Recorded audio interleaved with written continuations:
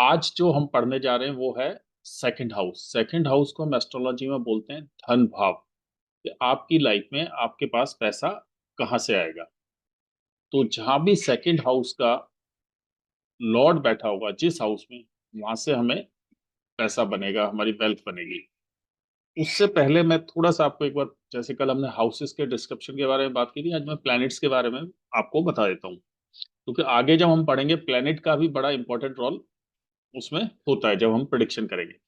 तो जो सन है, सबसे पहले हम सन की बात करते हैं। सन गवर्नमेंट है, हमारी सोल है, फादर है, अथॉरिटी है, हेल्थ है, हमारी लीडरशिप क्वालिटी, ईगो, ये सारी चीजें हम सन से देखते हैं। देन सेकंड प्लेनेट आता है हमारा मून। मून हमारा थॉट प्रोसेस है, हमारी फीलिंग्स हैं, इमोशंस हैं, मेंटल एटीट्यूड हमारा, मदर, माइंड, मेमोरी, स्लीप और जनरल हैप्पीनेस और पीस ऑफ माइंड। ये सारी चीजें हम मून से देखते हैं। मून मदर भी है, जैसे सन फादर है तो मून मदर है। देन हम बात करते हैं मार्स। मार्स एनर्जी, आपके अंदर कितनी एनर्जी है उससे हम मार्स से देखते हैं। Strength, anger, conflict, younger siblings, weapons, life में हमारे जो एक्सीडेंट होंगे वो हम मार्स से देखते हैं, कोई लिटिगेशन होगी वो मार्स से देखते हैं, डेबिट्स और प्रॉपर्टी, ये सारी चीजें हम मार्स से देखते हैं। देन हमारा जो थर्ड प्लैनेट है वो है मरकरी।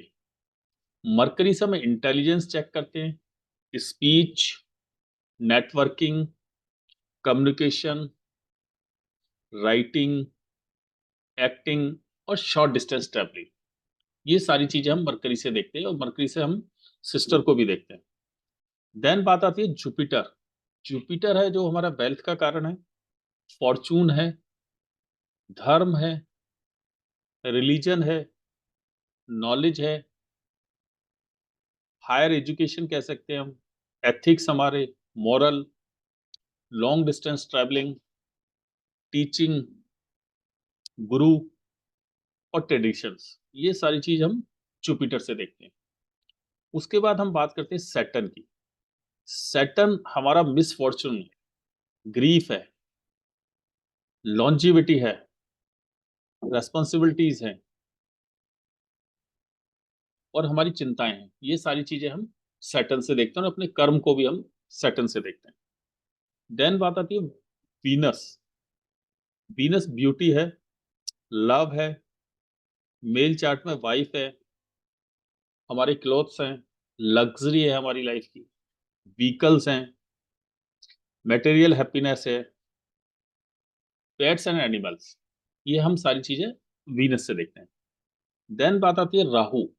राहु अनऑर्थोडॉक्स है, अनऑर्थोडॉक्स है राहु, कंफ्यूजन है, प्रोपोगेंडा है, न्यू टेक्नोलॉजी है, जो आज हम इंटरनेट वगैरह जितनी टेक्नोलॉजी यूज करते हैं कंप्यूटर वाली, वो सब राहु है। ग्रैंड पेरेंट्स हैं, सडन चेंजेस लाइफ में जो अप्स एंड डाउन आते हैं, वो सारी चीज हम राहु से देखते हैं। देन बात करते हैं हम केतु की।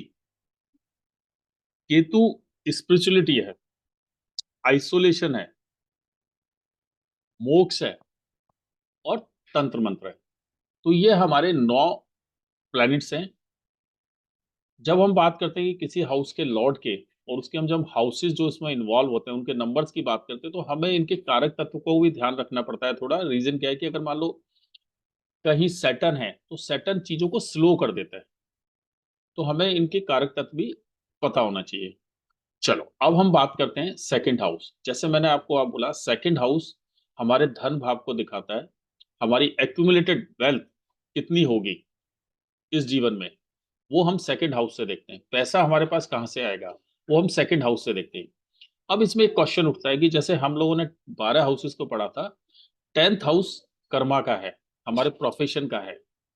तो इसमें यह हो सकता है कि अगर कोई व्यक्ति का, किसी व्यक्ति का 10th हाउस का लॉर्ड अगर 6th हाउस में बैठा हो, तो हो सकता है कि वो प्रोफेशन डॉक्टर, एडवोकेट या फाइनेंसर का कर रहा हो।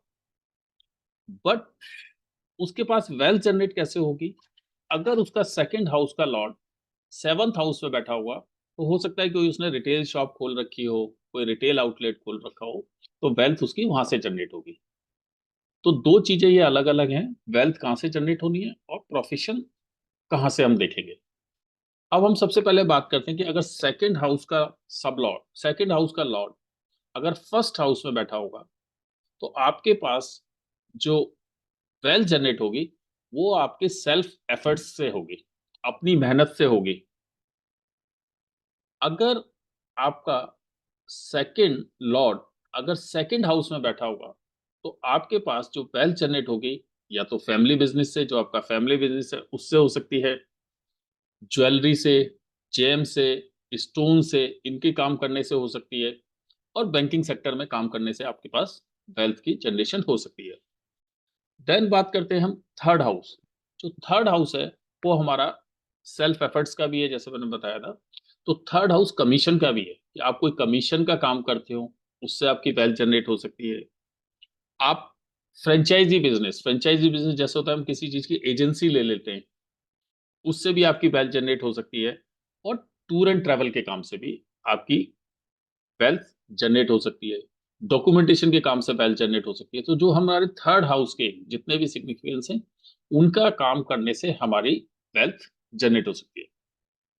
देन हम बात करते हैं कि अगर आपका सेकंड लॉर्ड फोर्थ हाउस में बैठा हुआ है, तो आपके पास जो वेल्थ जनरेट होगी वो प्रॉपर्टी से, एजुकेशन के काम करने से, और हॉस्पिटलिटी के काम करने से भी आपके पास वेल्थ जनरेट हो सकती है, होगी डेफिनेटली। देन बात करते हैं हम फिफ्थ हाउस। अगर आपका सेकंड सब लॉर्ड सेकंड लॉर्ड अगर आपका फिफ्थ हाउस में है, तो आप एडवाइजरी के काम कर सकते हैं। जैसे आपने कोई ऑफिस खोला, उसमें लोग आपसे एडवाइस लेने आ रहे हैं, उससे आप वेल्थ जनरेट कर सकते हैं। या जैसे आप लोग एस्ट्रोलॉजी, हम लोग कर रहे हैं, एस्ट्रोलॉजी की बात करें तो एस्ट्रोलॉजर, ऐसा एस्ट्रोलॉजर जिसका सेकंड लॉर्ड फिफ्थ हाउस में बैठा होगा, तो उसके उपाय बहुत ज्यादा काम करते हैं।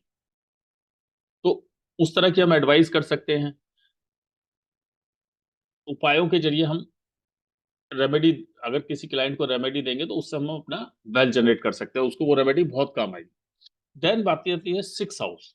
सिक्स हाउस जैसे कि हमने बात की थी, सिक्स हाउस हमारा ऋण रोग शत्रु का, कंपटीशन का होता है। तो जिसका सेकंड लॉर्ड सिक्स हाउस में हो, तो ऐसा व्यक्ति अगर फाइनेंस का काम करे, लोन देने का काम करे, क्योंकि सिक्स हाउस लोन का भी है, लोन देने का काम करे, उसकी वेल्थ जनरेट हो सकती है।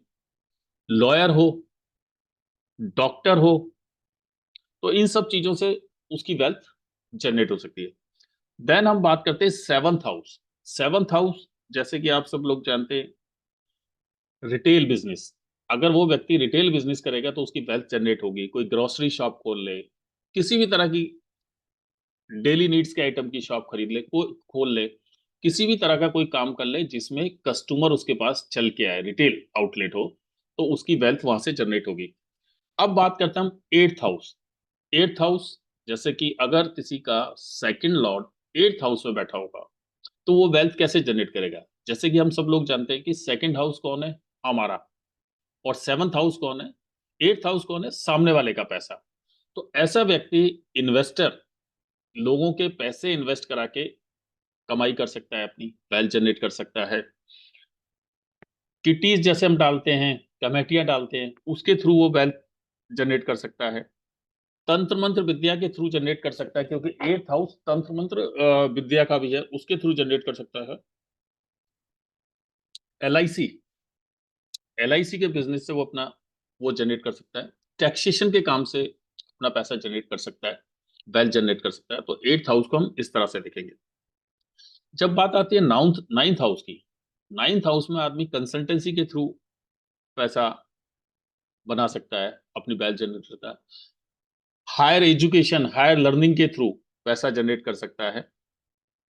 तो नाइन्थ हाउस से हम ये सारी चीजें, लॉन्ग डिस्टेंस ट्रेवलिंग का वो काम कर ले, उससे उसको वेल्थ जनरेट हो सकती है। देन बात करते हैं टेंथ हाउस। टेंथ हाउस में जिसका जिसका सेकंड लॉर्ड टेंथ हाउस में बैठा हो, उस व्यक्ति को गवर्नमेंट से रिलेटेड काम करने चाहिए, तो वहां से उसको पैसा जनरेट हो सकता है। अब हम बात करते हैं इलेवंथ हाउस की। इलेवंथ हाउस जैसे कि हम सब जानते हैं, डिजायर फुलफिलमेंट का हाउस है, और सोशल सर्किल का हाउस है, NGOs का हाउस है। तो ऐसा व्यक्ति अपने सोशल सर्किल को डेवलप करके और कोई काम करे, जैसे नेटवर्किंग बिजनेस भी हम कह सकते हैं। नेटवर्किंग वैसे हम थर्ड हाउस से देखते हैं, लेकिन यहाँ हम नेटवर्किंग बिजनेस की ही बात कर सकते हैं, क्योंकि सोशल सर्किल से एक दूसरे से कनेक्ट होकर काम करे तो वो अपनी वेल्थ जनरेट कर सकता है। देन बात करते हैं 12th हाउस।